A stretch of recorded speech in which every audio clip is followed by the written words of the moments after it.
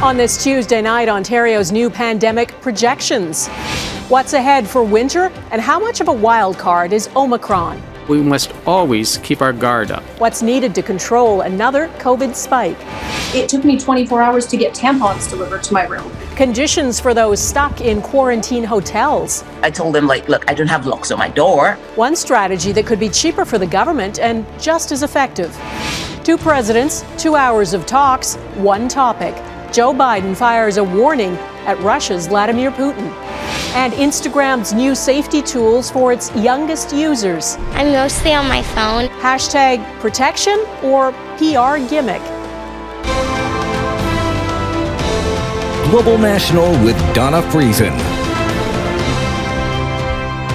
Good evening and thanks for joining us. As scientists keep working to understand the Omicron variant, there are indications in South Africa it may cause less severe outcomes than other forms of the virus, but it is spreading fast and there's still not enough data to be certain of anything. In Ontario today, the latest projections about COVID-19 show case counts will keep rising, and that's without accounting for Omicron. In the worst case scenario, Ontario could have 3,000 new COVID-19 cases a day by next month. Because of vaccines, hospitalizations are not projected to rise as fast. There are 165 patients in intensive care now. That could rise up to 400, driven by unvaccinated people. It saddens me deeply to see the vast majority of individuals in our intensive care units, they're unvaccinated. They never took advantage of the means to protect themselves. If the numbers do rise, it will strain the healthcare system again. And what the impact of Omicron might be remains a wild card. Eric Sorensen has our top story tonight. It's not what anyone wanted to see. One Ontario region, Windsor, is reimposing restrictions starting Friday. Indoor gatherings of no more than 10 people, restaurant capacity just 50%. The fear is the province could descend into another COVID winter. COVID cases have risen steadily since November. Projected numbers will only level off around 1,000 cases daily if there are new public health measures like fewer contacts. With current behavior, cases could reach 1,700 a day in January, and that's if half of all 5 to 11-year-olds get their first shots by the end of this month. If fewer kids are vaccinated, daily cases could approach 3,000. But add in the Omicron variant, then even if half the youngsters get shots, case numbers could shoot up to 2,000 or 3,000, depending on Omicron's severity. The emergence of Omicron serves as a stark reminder of just how quickly things can change and how we must always keep our guard up. While Ontario hospital ICU admissions are stable for now, the modelling predicts a rise to 300 or more with current behavior, and that's not accounting for Omicron's impact. That will put more strain on hospitals and on staff. That prospect comes as Ontario plans to lift proof of vaccination requirements in businesses next month. Things are changing, and we've got a system that works. When pressed, the Ontario Health Minister was not prepared to change course yet. No one in the world knows how this is going to turn out. But once we do know, we will be giving people sufficient information in order to understand what we need to be able to do. Pressure could mount not to lift restrictions in the dead of winter. What happens in January and February are often the most active time when it comes to a respiratory virus outbreak. So I was surprised about that date. I suspect it'll be pushed back. Though a full lockdown may not be necessary. I don't think we're going to see lockdowns for a number of reasons, including political ones. Because, look, we have the tools to control this, but so many unknowns lead us to believe that, yes, we're in a precarious position. The best defense against another COVID winter is for kids and the unvaccinated to get their shots, and for everyone else to get their boosters. Eric Sorensen, Global News, Toronto. The federal government is trying to ease some of the confusion about travel rules, including the use of the ArriveCAN app. It has been mandatory for travelers entering the country, but after hundreds of complaints that the app is unreliable and awkward to navigate, the public safety minister has instructed border services officers to show leniency. People will now be able to provide information at the border in person. That is little relief, though, for the people who have already wound up in quarantine hotels, even though they met all the vaccine requirements and had a negative test. Heather Yourex-West reports. Yeah. Wow. Come on, Mom. For the last 4 days, Tiffany Gora and her 2 young daughters have been staying at a federal government quarantine hotel in Calgary. The Canadian family lives in Egypt and had come home to Calgary for Christmas, but the Omicron variant changed everything. There's a security guard on every single floor. You cannot, even step foot outside of your door. Gora is among a growing number of Canadian travelers raising concerns around how these hotels are operated. She says it's been difficult to access basic necessities. You can't get anything that you need. It took me 24 hours to get tampons delivered to my room. Janet Game from Edmonton spent 40 hours without anything to eat after the public health agency that operates a Toronto quarantine hotel failed to provide food safe for her to eat. She has celiac disease. You would think these people will have some idea about what it means to be a celiac person or to be sensitive or food allergy.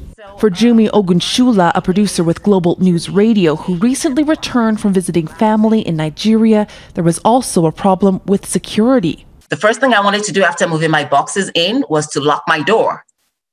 And then I realized, the latch at the top had nothing to hook onto. We put the measures in place to protect Canadians. We have to buy ourselves some time to learn more about Omicron. But not all public health experts agree that government quarantine hotels are the best way to proceed. It's much cheaper for me to do a antigen test on a daily basis than it is for me to stay in a hotel room, which is probably as effective. So I think there needs to be a rethinking of that. So 3 of you. Gora and her daughter spent 72 hours waiting for their PCR results to come back. They all tested negative, but are still waiting to find out when they can go home. Heather, Yourex-West, Global News, Calgary. There is some promising news from the company hoping to become Canada's first producer of a COVID-19 vaccine. Quebec biotech firm Medicago and GlaxoSmithKline say their phase 3 clinical trials found the 2-dose vaccine to be 71% effective against most variants of COVID-19. Omicron was not included. It wasn't known about when the trial was conducted. This is all based on a press release from the company. The results need to be scrutinized. Jamie Mauracher reports on the preliminary findings and where the Canadian-made vaccine is at in the approval process. Made from these little green weeds, Quebec-based Medicago says its COVID-19 vaccine is ready for a green light from Health Canada. It will be the first Canadian-based vaccine for COVID, and it will be the world's first plant-based vaccine for human use of any kind. The plants are used to create virus-like particles that resemble the structure of the coronavirus. Because it looks like a virus, the immune system responds very well to it. Over the last 20 months, Medicago has studied 24,000 research participants. Half received 2 active doses of their vaccine, and Medicago reports its shot offered overall protection of 71%. That's well shy of Pfizer's 95% vaccine efficacy or Moderna's 94%, but still offers positives. The efficacy is not unreasonable. Especially because the efficacy in most of these vaccines is usually much greater in preventing sickness as opposed to just preventing the disease completely. Medicago says immunity even jumped when it came to variants, including Delta and Gamma, but COVID's newest mutation, Omicron, wasn't in circulation during the trials. Experts say without more vaccines, more mutations of the virus are likely. It's not just about Canadians getting more vaccines, but what can we do globally in terms of having our own supply? Medicago says it will make submissions to Health Canada imminently. If approved, it would become our 5th vaccine, and at least 20 million domestic doses are assured. But in a country where nearly 81% of people already have 1 dose, the company agrees global distribution is a priority. Less than 1/2 of the world's population has had access to vaccines so far. So there's still billions of doses that are needed. Doses it hopes will be homegrown by 2023. Jamie Mauracher, Global News, Toronto. The former head of personnel with the Canadian Armed Forces is facing criminal charges. Vice Admiral Hayden Edmondson has been charged with 1 count of sexual assault and 1 count of indecent acts. Military police announced the charges today before handing the case over to the civilian court system. Edmondson has been on indefinite leave since March after CBC News reported he was accused of raping a subordinate officer on board a Navy ship in 1991. That allegation came just weeks after exclusive reporting consumed by Global News on allegations of sexual misconduct against other senior leaders in the Canadian Forces. Edmondson has denied the allegations. The federal government is reintroducing legislation to lift mandatory minimum penalties for minor drug offences and some gun-related crimes. The move is designed to reduce the over-incarceration of Indigenous and Black people in Canadian correctional facilities. There's a general understanding that all MMPs do is increase the number of people you put in prison. It doesn't reduce crime, doesn't reduce recidivism, and has a negative impact on your ability to treat problems in the way they should be treated. If passed, the legislation would allow judges to have greater use of conditional sentences, such as house arrest, in cases when there is no threat to public safety. Police and prosecutors would also have to consider alternatives to prosecution for simple drug possession, such as addiction treatment programs. A delegation of about 24 Indigenous leaders planning to meet the Pope at the Vatican later this month has postponed their trip. The spread of the Omicron variant has made them reconsider the timing of the visit. The head of the Assembly of First Nations announced it at a special Chiefs Assembly today. Abigail Beeman was watching it. Abigail, bring us up to speed.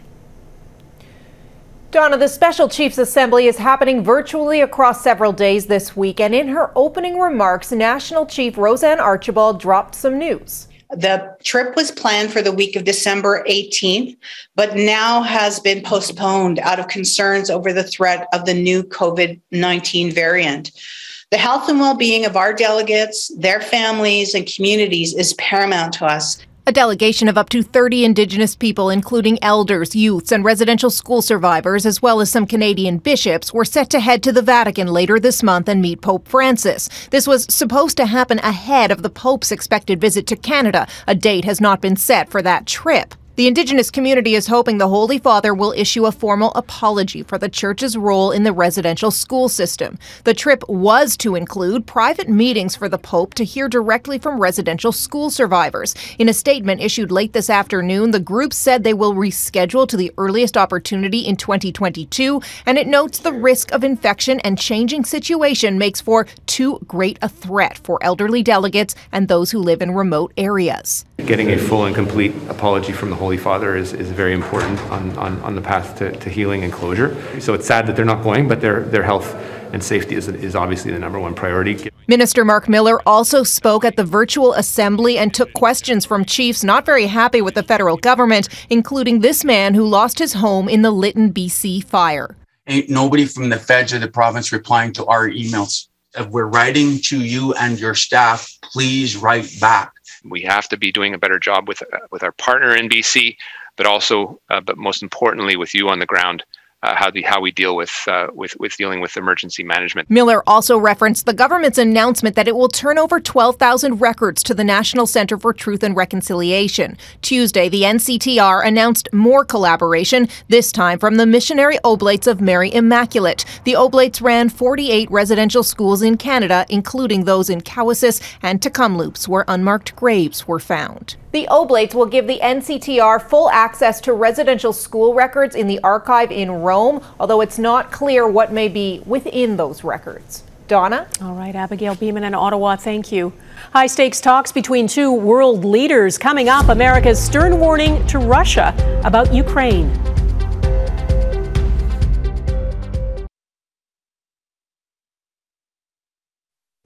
The American president has said there's no substitute for direct dialogue between leaders. And today, Joe Biden had a rare meeting with Russian President Vladimir Putin. U.S. officials describe it as direct and straightforward with no finger-wagging. The U.S. and other NATO countries are deeply concerned about the massing of Russian troops near Ukraine. Jackson Prosco reports on what the two leaders discussed and why it matters so much. Good to see you again. Facing an increasingly tense standoff over Ukraine, U.S. President Joe Biden and Russian President Vladimir Putin spent 2 hours engaged in intense talks. He told President Putin directly that if Russia further invades Ukraine, the United States and our European allies would respond with strong economic measures. We would provide additional defensive materiel to the Ukrainians, and we would fortify our NATO allies on the eastern flank with additional capabilities. In recent weeks, Russia has amassed an estimated 100,000 troops near the Ukraine border, along with tanks and artillery. U.S. intelligence believes Putin could be preparing to launch a full-blown invasion as early as January. This buildup is concerning to us. It is still not entirely clear what Mr. Putin's intentions are. The issue is Ukraine's place in the world. Russia wants assurances that the former Soviet state will not be allowed to join NATO or even cooperate with the Western alliance. The U.S. has refused to accept such demands. Biden says he fully supports Ukraine's sovereignty. I'm not sure Putin really wants it part of Russia so much as he just doesn't want it part of the West. On top of promising additional military aid, the U.S. has warned any invasion would trigger severe economic sanctions against Russia. Moscow could be cut off from the global financial system.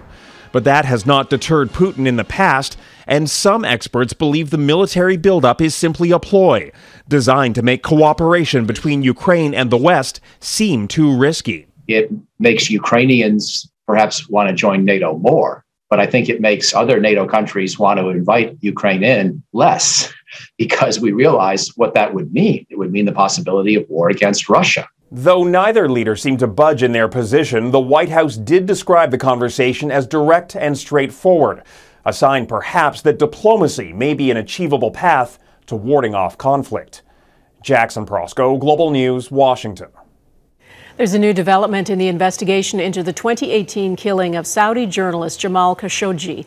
One of his suspected killers has been detained, the first international arrest in the case. He's believed to be a 33-year-old former Saudi royal guard. He was detained at Turkey's request at Charles de Gaulle Airport in Paris. He's one of 26 Saudis wanted by Turkish authorities in connection with the killing. Khashoggi, an outspoken critic of Saudi Crown Prince Mohammed bin Salman, was murdered inside the Saudi consulate in Istanbul. An investigation by the U.S. concluded the Crown Prince ordered his murder. The Saudi regime has denied any involvement and said the killing was a rogue operation by a team of agents. Facebook's parent company is facing a nearly $200 billion lawsuit for allegedly helping to fuel the Rohingya genocide in Myanmar. The class action lawsuit was filed in the U.S. by Rohingya refugees. Legal action is also being taken in the U.K. Lawyers accuse Facebook of failing to stop hateful anti-Rohingya content on its platforms. They say Facebook algorithms gave priority to hate speech and made the violence worse. According to the UN, at least 10,000 Rohingya Muslims were killed in Myanmar in 2017. Facebook has not yet responded to the allegations. Wild weather, the intense storm taking a swipe at parts of Ireland and the UK.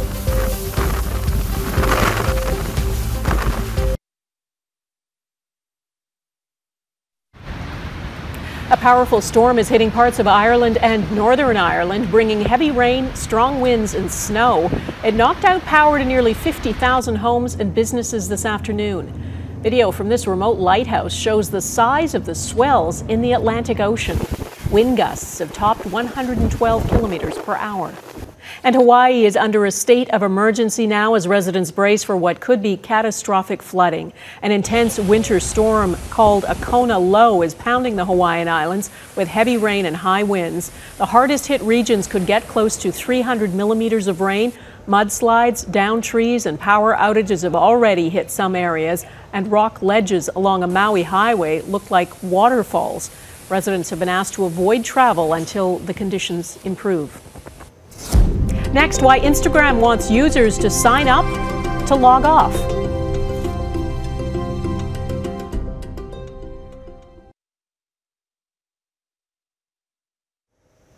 There's a new mystery on the moon. These images from a Chinese lunar rover show a cube-shaped object off in the distance that looks like some sort of hut. It could just be a rock, but China's space agency is moving the rover closer to get a better look. That could take up to 3 months. For now, speculation is swirling on social media. Maybe it's a lunar fast food hut. Others say it looks like Star Trek villains making their debut. Well, with jokes like that, it's easy to get sucked into scrolling through social media. We all know how hard it can be to put the phone down. Now Instagram has launched a new feature to help encourage users to take breaks. It's a pop-up notification aimed at minimizing harm to productivity and even mental health. As Ross Lord reports, not everyone is giving it a thumbs up. It's a rare day when John Hogg and his daughter Isabella can spend time together away from their phones and her favorite mobile app, Instagram. I use it quite a bit. I'm mostly on my phone if I'm not at my sports. I watch her when she's on too long, and I'll remind her that, you know, there's other things to do. But it's the way the world is right now. It's hard to manage it. Now there's a new tool that could nudge Instagram users to back off. It's called the Take a Break feature, newly launched in the UK, Ireland, Australia, New Zealand, the US, and in Canada. Users need to opt in first, and considering Instagram profits from the dopamine-driven fixations of more than 1 billion users, some social media analysts are skeptical. They're positioning it as, you know, we're looking after your wellness, we care about you. Maybe they do, but the evidence has not shown that to be the case. Facebook consistently chose to prioritize its profits. Instagram, Facebook, and their parent company Meta are being called out for ignoring their own internal research about harm their platforms can lead to, especially among teenagers. The Take a Break launch comes a day before Instagram head Adam Mosseri takes his turn before U.S. lawmakers. His blog post says early next year, Instagram will launch more tools, allowing parents and guardians to see how much time their teens spend on Instagram and set time limits. PR exercise or not, John and Isabella say more reminders can't hurt.